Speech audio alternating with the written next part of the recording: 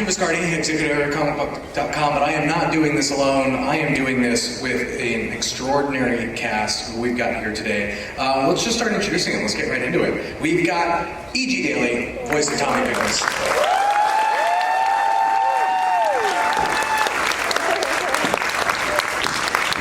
And let's welcome out Cheryl Chase, Angelica.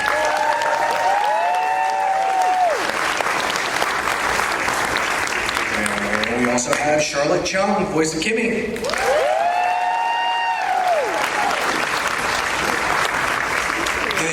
the man who puts it all together, Eryk Casemiro. Well,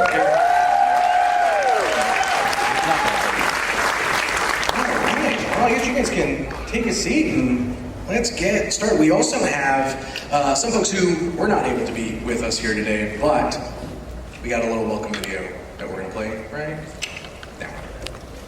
Quick show of hands in the audience for anyone who has watched the original Rugrats. I love it. I've got to ask, guys, when you get the call and it's like, all right, it's time to get back into the booth and do Rugrats again. What was that? What was the experience like for just settling in on the first episode and getting back into it? We were so happy! Oh my gosh, it was so awesome. Sorry, I got crazy, got a little excited. Yeah, we were so happy. I mean, it was such a fun show to do, and we love each other, and we love working together. And it's such a big family that it was like getting to come back to your family, so we were really happy. And it was really exciting for me because I knew that we were now bringing back this fantastic cartoon show, and we're going to share it with the children of today. So that was pretty thrilling for me. I'm a part of the new school cast, and so I was definitely excited to join the family. I grew up watching Rugrats, and so when I got the call, I screamed and I was just so thrilled. And yeah, just happy to be here. That's awesome. And then Eryk, I mean, for you, putting this together. Yeah, it was strange because the first time I did that was in '96. It had been out of production for a few years, and that was a reboot of sorts, or a restart. And this was exciting to say we could sort of look at what we learned after doing 200 and something episodes and, make some adjustments for today. That's awesome. Let's throw one more kind of question about, right? So obviously talking about new fans, old fans. What is it about Rugrats that you think makes it a bit timeless in the sense that it's good for everybody? I'd have to say, the thing that makes Rugrats timeless is that it's like the family that we all grew up to, and then the years go by and we're still the same family. So except for our families expand and other people have new babies, and the babies and the teenagers that were watching Rugrats back then are now young parents and their kids are starting to watch. So I'd say that it's just the family is the one thing we all have forever, that work comes and goes and we get old and stuff, but our family is really key. Awesome. I also think there's a magic to what children are saying and what we portray. And I mean, there was a Thornton Wilder play from the beginning of the century that was about two babies in their prams talking to one another. And I think it's universal. I mean, what are they thinking and how do they see our world? Right. I want to talk a little bit about kind of the development process in when putting together a reboot a bit, and I know a lot of that comes down to starting with the character design, right, and making the shift from what you guys had and kind of making it into CG. And obviously we've got we're going to be showing some of those designs up on the screen. Can you walk me through? We can start with the babies a bit. Just some of the things that you had to take into consideration. I won't lie, that was one of the hardest things we had to do because there was what we used to call ugly cuteness to the classic children. And when you model those in 3D, they are more real. And to be honest, Tommy, if he was rendered line for line, he would have a very lumpy skull, and it would have been I like lumps. Sorry. So what we did is we went through a lot of trial and error, and at one point our art director, Dave Pressler, went in and measured the asymmetry of the original character designs. Just very, where eye sockets weren't the same size. You can see it sort of in Susie there. Everything was analyzed in a geometric way. And then we made adjustments, obviously, for CG to just sort of make it a little less ugly, but more cute. That's the right way to say it. Can I ask a bit about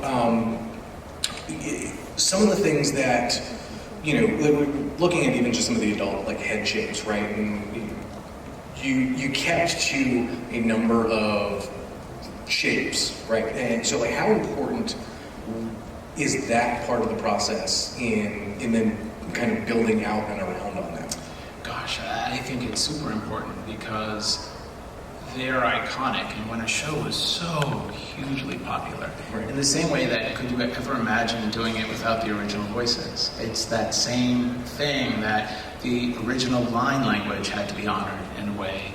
And, obviously updated, because the designs were 27 years old, I think, 28 years old. And so there were a lot of considerations to make sure we were really honoring the Klasky Chupo aesthetic, but then taking advantage of CG where you can see Cheerios in this carpet. I mean, there's a level of detail we could never do in 2D. That was super exciting. So I think one of the things that I loved about this is how Liftian it all kind of felt, right? Between the clothing that the kids wore, that everyone was wearing in the house, and you mentioned, Cheers on the floor.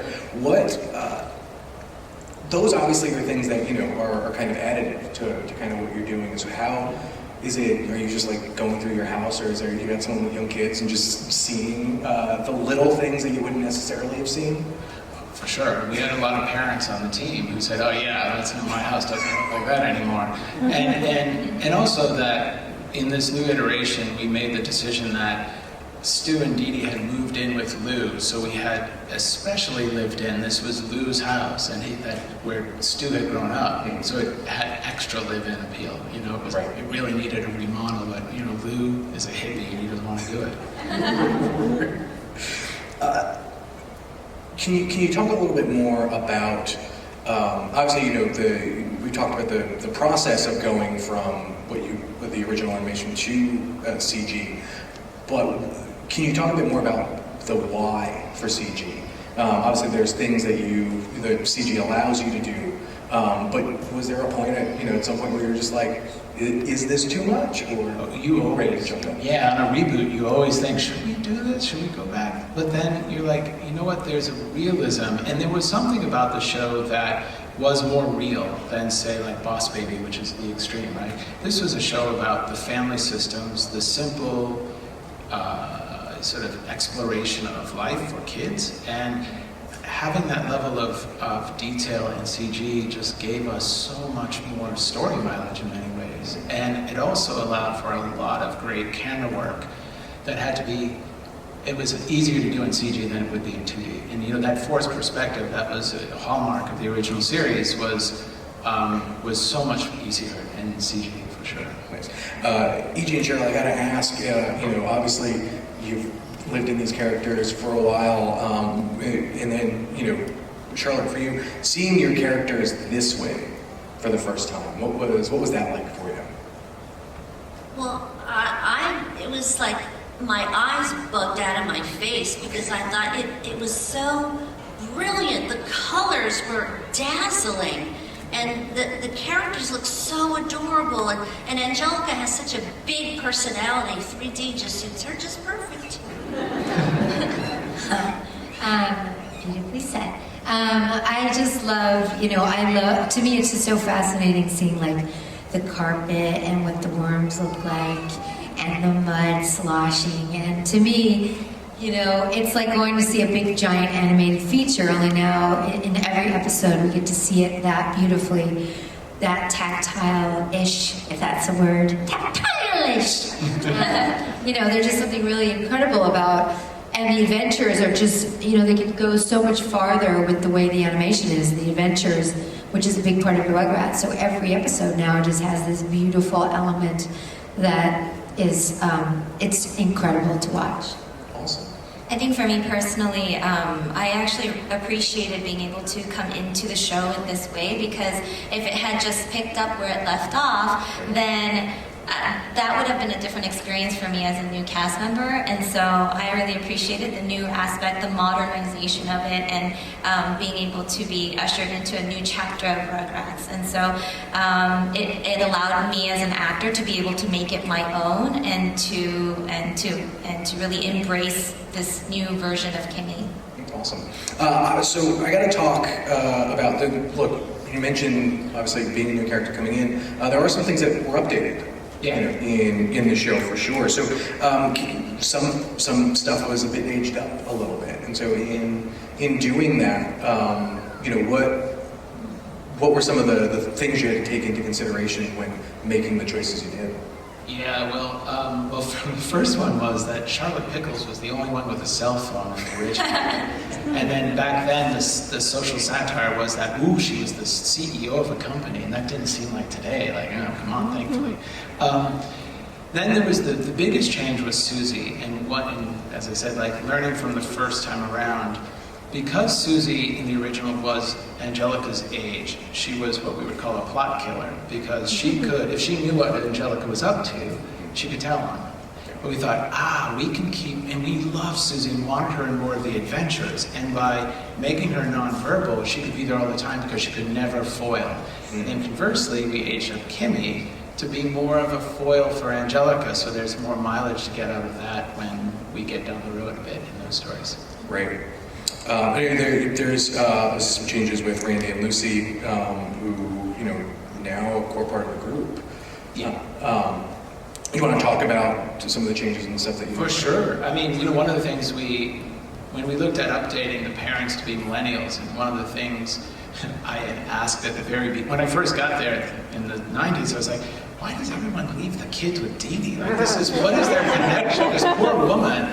And then we realized, if we're updating, they're millennials, and they would be like a family, and they are each other's besties. And we gave the backstory that Chaz is living in his childhood home, and he's lived next door to Stu since they were young kids. And Betty and Dee Dee were college roommates, so they have that sisterhood that they bring. And then Randy and Lucy, in the original were, they had older children. We wanted them to be peers so that there's game night, and we made Randy a super gamer, and so we've been able to create the new family that gives us the reason why the kids are all dropped off, and just more of a sort of modern stake. That's awesome. I know one of the things, the changes was the logo on Betty's sweater. Yeah. Yeah, because it felt a little out of step, and because she's now, she's a mom of twins, we went with the Gemini symbol, because we thought, that's kind of rad. That's just sort of nods to what she has, and who she is. And then I forgot the big one was Lou, who, the original was World War II generation, which there are so few of those left. We thought, he's a Woodstock veteran. He's a guy that, he's still got that wackiness. And in the original, Lou would fall asleep all the time as the babies got away. This enabled us to just have Lou as distracted quite a lot because he's a space cadet, and it really gave us a whole lot of story options. And I think that one of the cool ones too is with Boris and Minka. Yeah. Which was just one of the ones I loved. That one I think spoke to a lot of people with those changes. Can you walk us through a little bit of the? Yeah, that felt like a generation ago, right? And so the new Boris and Minka here is Henry Winkler and Susie Pertz, who are just brilliant in their roles. It felt more modern. It felt like they would have been Boris and Minka's younger cousins, I guess. They're more Americanized, but still hold on to their traditions very closely. Right, and I think the big one that we're now seeing now, right? The traditions, I think, was such a welcome thing when folks got to see it and seeing, having a very much modern family. Yeah, and one of the things that we obviously did the Passover special. Well, I wasn't there, but I did the Hanukkah special, which was one of the first. And then when we wanted to do this one, we thought, Dee Dee, there's a struggle for Dee Dee in a two-faith home. How would she create a tradition for Tommy. And that was a starting point for this story that really was blast. And then I remember pitching to the boss, so I was like, the babies kidnap baby Jesus. How's that? And just look, and like, no, it's from the crash. And it just gave us this ridiculous storyline for the babies, and then we were able to temper that with a really meaningful, emotional story of traditions, no matter what faith you are. Right, no, that's awesome. And look, we can't talk about changes and updates without mentioning Reptar. Of course. Reptar! Come on, Reptar in space. It's like speaks. I would love if we could do this as its own series. It's just so great, and a dinosaur in a glass helmet, please. It's awesome. One of the fun things is that, like, Reptar's not a bad guy here either, right? Like, he is now feels like a more fun, almost endearing character. He's misunderstood.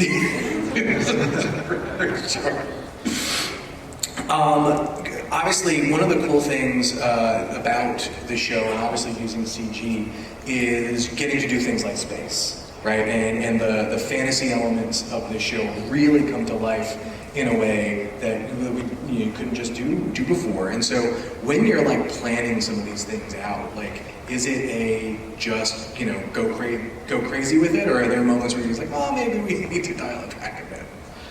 No, we often have to be pulled back from the craziness, right? So it was really exciting to do these, and that was really a testament to Ramsey Nido. She said that was her favorite part of the show. She's like, lean in on that. So we really did, and we had a whole lot of fun. Now, obviously, it's a show, it's a CG show, and the complexity of the production is such that we had to reuse assets quite often, and there's lots of Easter eggs in all of this.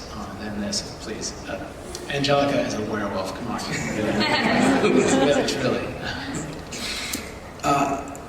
Ladies, I gotta ask you, what is it like to just step back into it? What are some things that as stepping into Tommy, e.g., are things that, like, were there things that you wanted to do before that maybe you thought of kind of in the break that you're like, I've got the chance, I'm going to do it now? Does that happen at all? Or is it just, kind of getting back into it, I honestly feel like Tommy, like, we stopped doing episodes, but I felt like I always want to do Tommy's voice. Like, I literally would be at the line at the market and be like, can I have some change, please? People look at me like, to me, he just has always stayed and lives in me like, I'd like a glass of water, please.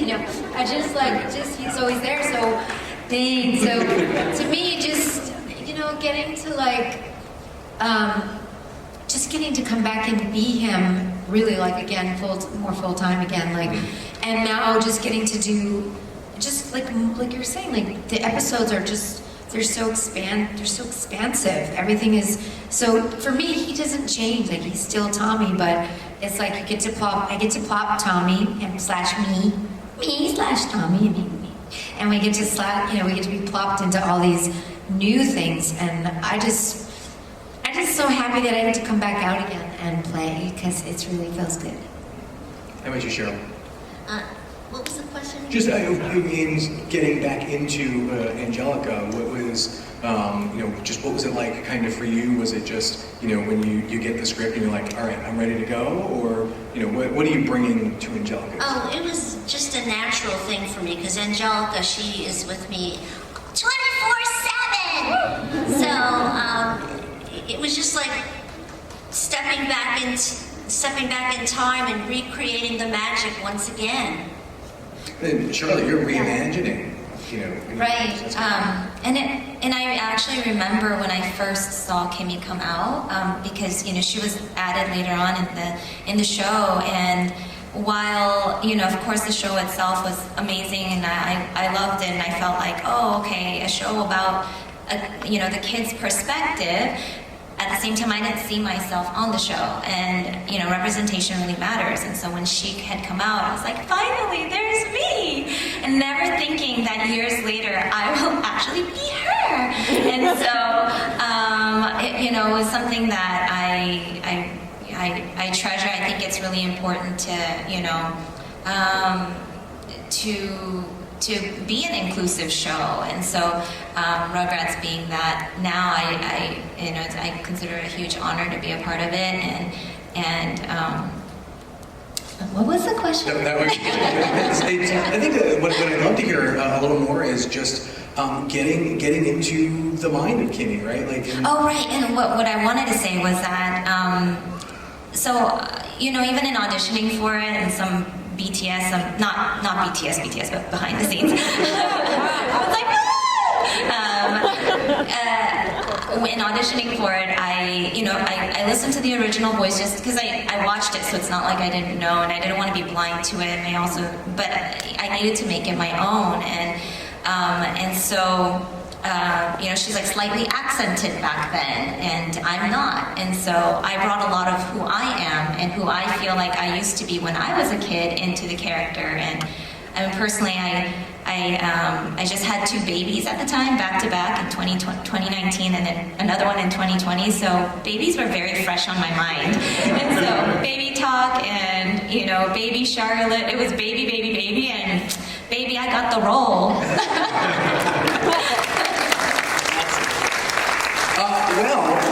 In front of you, we've got some lines that I think the audience would love, because I've heard some of them, and we're going to be able to share. Let's start with E.G.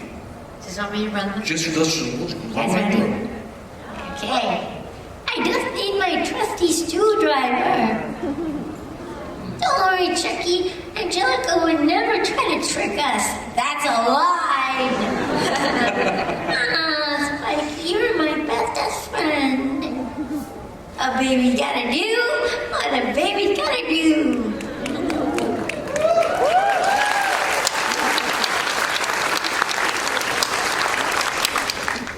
All right, Charlotte, all you. Okay. There better be cookies after this, and me and Cynthia aren't sharing. Spike, get out of here, you smelling flea market! Later, bottle feeders. Don't wear yourselves out with all that toddling.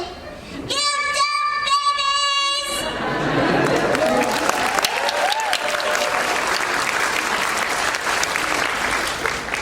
Hi, I'm Kimi Watanabe. I moved here from Paris. That's in France. Want me to show you around? I know the best spot on the Storytime rug. Ooh, does anyone else like turtles?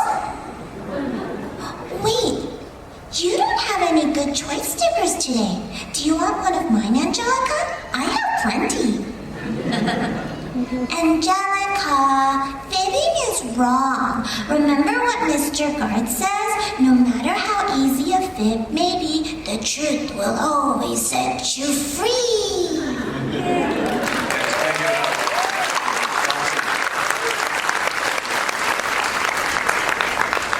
When you guys are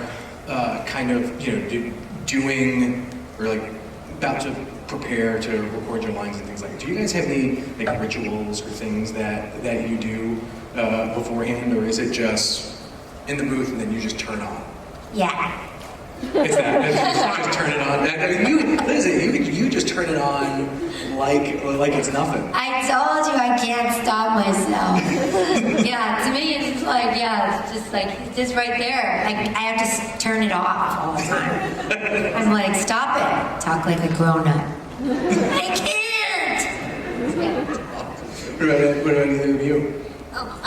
I eat a bag of chocolate chip cookies to get into the role. And how about Charlotte? Do you have any kind of pre-voice? I'm around babies 24/7, so it's a no-brainer for me. I gotta ask too. Obviously, we talked about some of the kind of fantastical worlds and stuff that you guys have gone on, some of the journeys that Eryk and Co have taken you on. But so if you got the script and at one point been like, "Oh, we're doing that." I'm never surprised, to be honest. I'm not. I'm not. No. That's it. All right. All right.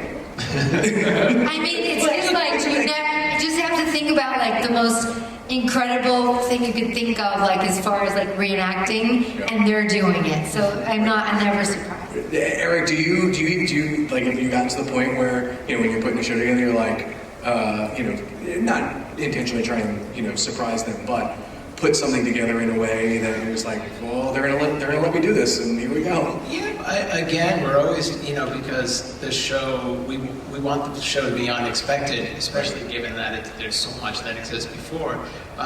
This one in particular was a full half-hour fantasy of Angelica. Cynthia's gone missing, and she goes into this world, and the things we did, like there's a bar, a unicorn bar, and the things we got away with that were just so outrageously ridiculous, but within the world. And the fun is always thinking, well, the fantasies are how the kids would see the fantasy. We try to get in the head of a 3-year-old, 2-year-old, and there's an episode called Fish Stick in which it's all about a song that they hear is stuck in their dad's ear, and they think that's literal, and they go into Chaz's ear, and they had hairy ear canals with wax. I mean, they went so far, but it was so perfect, right? See? You guys also, throughout the show, they've had a lineup of great guest stars. How is that? Like, do you have a wish list? Basically, or as you're going through that, you're just like, all right, let's see if we can get, right, like you mentioned, like Henry Winkler. But I mean, like, look, we get Tori Kelly and Jordan Sparks. I mean, Yeah, well, that was like, we figured, okay, Cynthia, when Cynthia speaks, we wanted someone who was also going to sing a song in that, so that was a perfect bit. Really, that's a testament to our casting team who come to us. We write a style, but Liz Paulson and her team knock it out of the park. They come out with people, and during COVID, it was interesting how many actors and actresses were auditioning for voiceover since there was no live action going on. So right. We had really so much to choose from, and it was never, ever disappointing. That's awesome. I know we've got a few more to kind of go through. This was one of my favorite episodes, and I thought Jamila killed it for this one. She was great. Keith Carradine, again, awesome. This is Lou's love interest. Yes.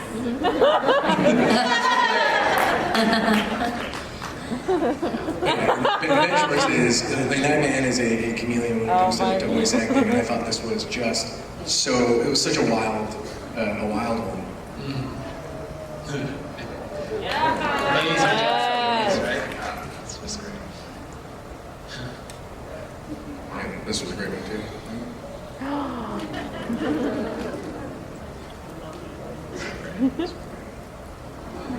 Yeah.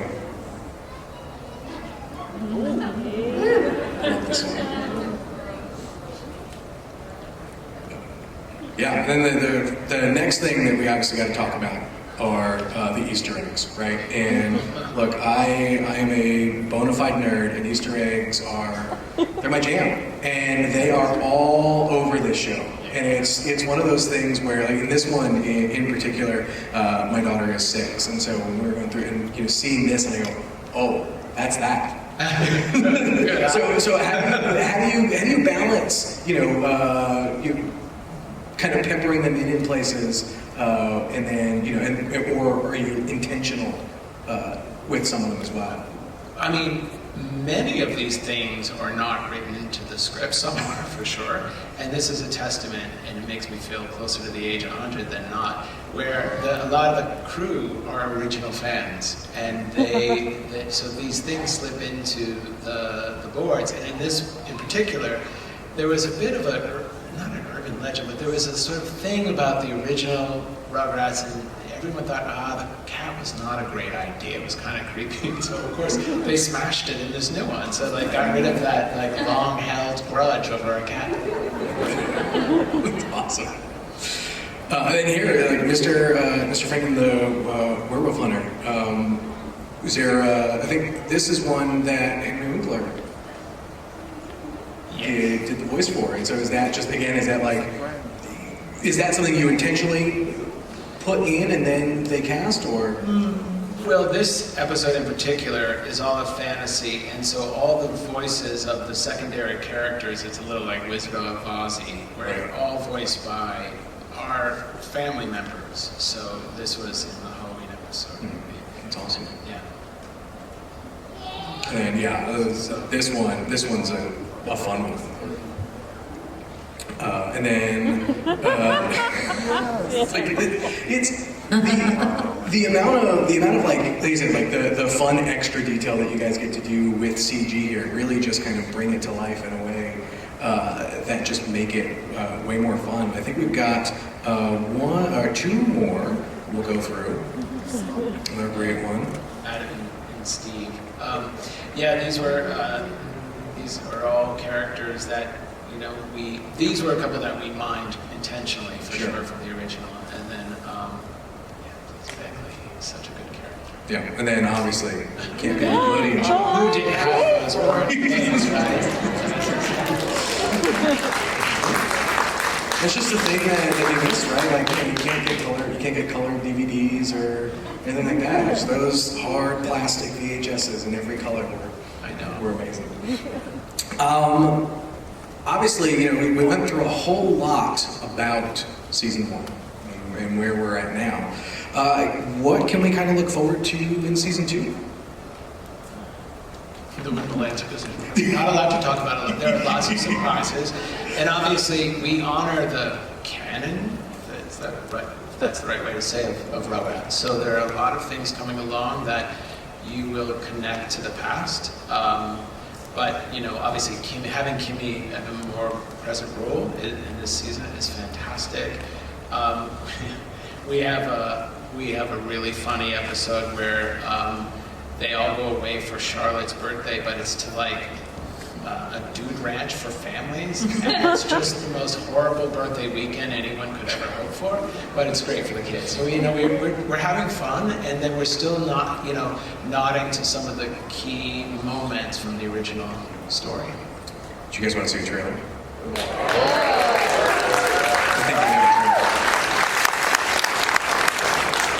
We are going to go through some, we had some fan questions sent in that we are going to go through, but while that is happening, there are going to be some, some bonus sneak peeks in season 2 for you playing behind us. But so the first one I gotta ask, I'm going to toss it to the cast. What is the funniest words or phrases you've had to say as your character? Oh my God, there's so many. Go to someone else first. I'm gonna think about it. Well, of course, obviously, it's "you dumb babies!" But my favorite phrase that Angelica says is, "I wish I were you so I could be friends with me." I think like words like, That's impossible! and what's that word? Oh gosh, there's so many. There's no fun. I guess this you're my bestest friend. Yeah. Say, how much of that has seeped into your everyday? Every day. Charlotte, how about you? So I think that Kimi always tries to find a way to speak Parisian French, but she's still very grounded. I don't think she realizes that it's kind of coming off like she's showing off, but she's not. She just loves Parisian culture, and so merci beaucoup and fromage. She says things like, cheese is my favorite food in real life, and so when I was able to say fromage in Kimi's voice, that just made everything, like, it was everything. That's awesome. Yeah, I remembered one. Ready? Oh, for Pete's sake! This is another great one that came in. Tommy has his stew driver. Angelica has Cynthia. Can you tell us about your own favorite childhood toy? My dog. Do you guys remember Popples? Does it? No? Oh, that was my favorite. I loved everything dolls. I had a whole playroom full of any doll you can possibly imagine. I even had a Barbie doll that looked like a Cynthia doll when I was little. How about you, Eryk?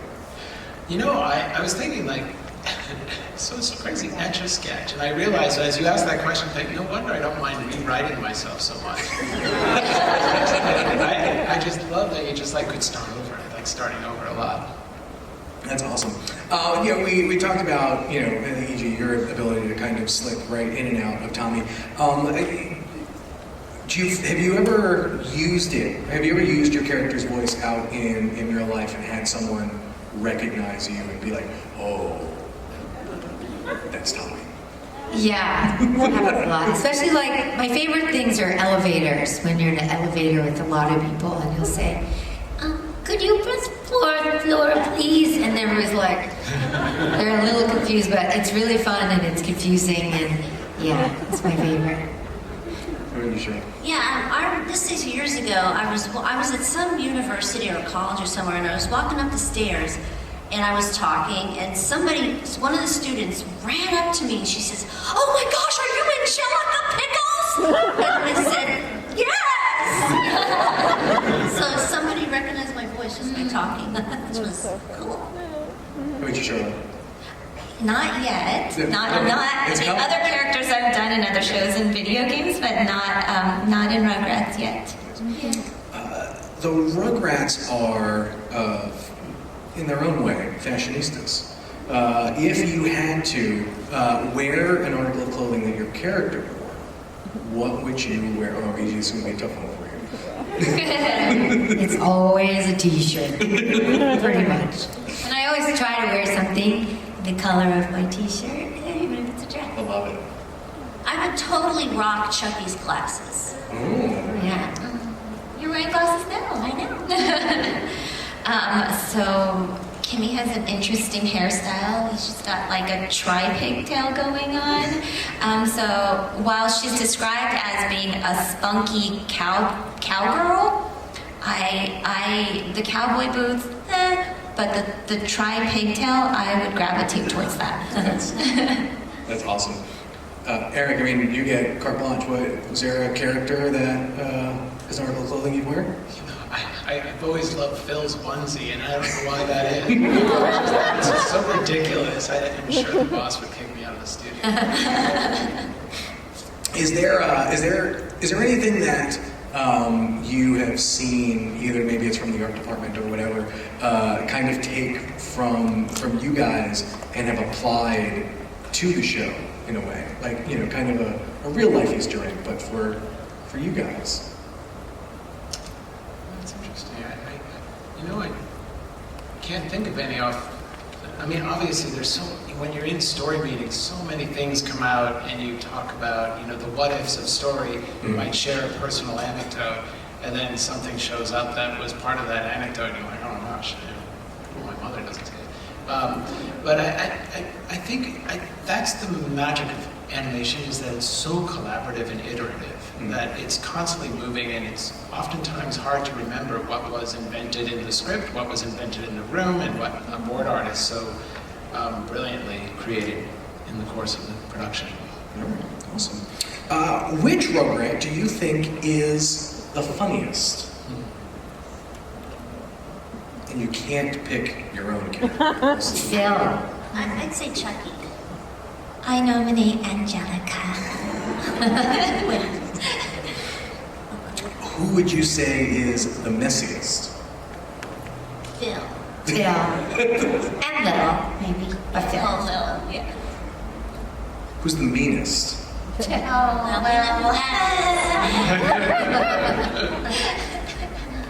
loudest? Well,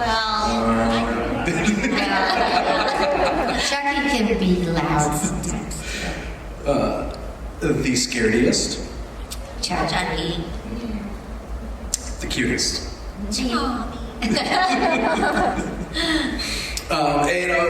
We'll toss one more question out to you before we gotta let folks go. But what is the thing that you guys are, without obviously spoilers and things like that, but looking ahead into season 2, what are some of the things that you are excited for fans to see and experience as we kind of continue on this Rugrats journey? I think it's the sort of continuation of what we've been doing in this iteration, right? Now that Lou has a love interest, and there will be new characters dropping in, as I said, that you know from the past. It's taking what we had before and reimagining it now, and doing it with great respect for what came before, but really putting a slight spin on it, and that's kind of the fun. In those Easter eggs, that's become knowledge, a competition in the studio. Who can draw the most Easter eggs into shows? Has there been a moment where an Easter egg has come up that has slipped by some of the vets, and then like where there's someone just waiting for someone to point it out? Our executive, Molly, won't let anything slip by. That isn't, she's our hero in that regard. Yeah, no, the things don't slip by. And obviously, board artists try. Right. But there are sometimes. We haven't brought Lipschitz in, I don't think, and he is someone who we should probably see in some form, because that also felt very old world, you know, as Dr. Spock. I was getting confused. Yeah, Dr. Spock. But yeah. Awesome. And ladies, what are you looking forward to in season 2? I think character development for Kimi, as well as family relationships and how like the blending of families work, and just her role in the game. That's awesome. Yeah. I think Angelica just wants to boss the babies around more. Yeah, I agree. Ladies and gentlemen, let's give it up one more time.